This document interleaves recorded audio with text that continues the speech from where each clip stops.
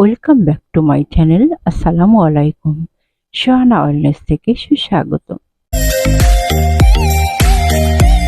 আজকাল দেখা যায় সবার হাতেই একটি করে স্মার্টফোন থাকে।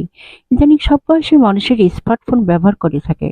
সাধারণত আমি মনে করি একজন ছাত্রের জন্য স্মার্টফোন কিছু কিছু ক্ষেত্রে কাজে লাগে, যেমন অনলাইন ক্লাস, ইন্টারনেট থেকে তথ্য বের করা। করোনাকালীন থেকে সাধারণত অনলাইন ক্লাস শুরু হয়, তাই এখন প্রতিটি ছাত্রছাত্রীদের কাছে একটি স্মার্টফোন থাকা জরুরি ছিল। তবে আমি মনে করি ইদানিং স্মার্টফোনের ব্যবহার এত বেশি বেড়ে গেছে, কিছু কিছু ক্ষেত্রে একজন স্টুডেন্টের লেখাপড়ার প্রতি অমনোযোগী হওয়ার প্রধান কারণ হয়ে দাঁড়ায়।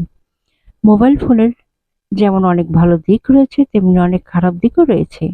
আমরা কেউই চাই না প্রযুক্তি দ্বারা ক্ষতির সম্মুখীন হতে। আমি শুধুমাত্র দেশের কোনো দুর্যোগকালীন সময় ক্লাসে যোগদান করার জন্য স্মার্টফোন ব্যবহার করা যেতেই পারে। বাসায় মা বাবা ভাই বোন যেই থাকুন না কেন, আপনাদের সবারই উচিত, আমি মনে করি লক্ষ্য করা উচিত যে কোনো স্টুডেন্ট যেন মোবাইলে অতিরিক্ত অপব্যবহার না করে থাকে বা কোনো গেমসে আসক্ত হয়ে না পড়ে। অনেক সময় দেখা যায় স্টুডেন্টরা সোশ্যাল মিডিয়াতে বেশি সময় দিচ্ছে, এর জন্য তাদের পড়াশোনার ক্ষতি হচ্ছে এবং মেন্টালের দিকেও অনেক রকম প্রভাব পড়ছে।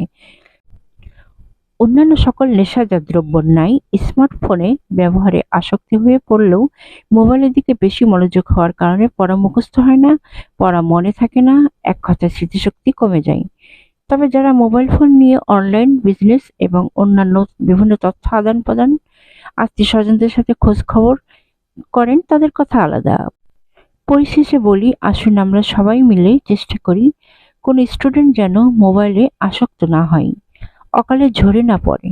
স্টুডেন্টদের যেটুকু পড়াশোনার জন্য দরকার সেটুকুই তারা যেন ব্যবহার করে এবং উন্নতির উচ্চ শিখরে পদার্পণ করে এবং সুস্থভাবে জীবনযাপন করে। আমার যদি কোনো ভুল হয়ে থাকে তাহলে ক্ষমাসুন্দর দৃষ্টিতে দেখবেন আপনারা। আসুন এবার একটু মনটা হালকা করি। আজি ক্ষণে ক্ষণে হাসি খানি সখী আধারে নয়নে, উঠুক চমকিয়া জি ক্ষণে ক্ষণে হাসি খানি সখী আধারে নয়নে, উঠুক চমকিয়া জি ক্ষণে ক্ষণে। এসো নিপবনে ছায়া বিটি তলে, এসো করো স্নান নবধারা জলে, এসো নিপবনে ছায়া বিটি তলে, এসো করো স্নান নবধারা জলে, এসো নিপবনে ছায়া বিটি তলে।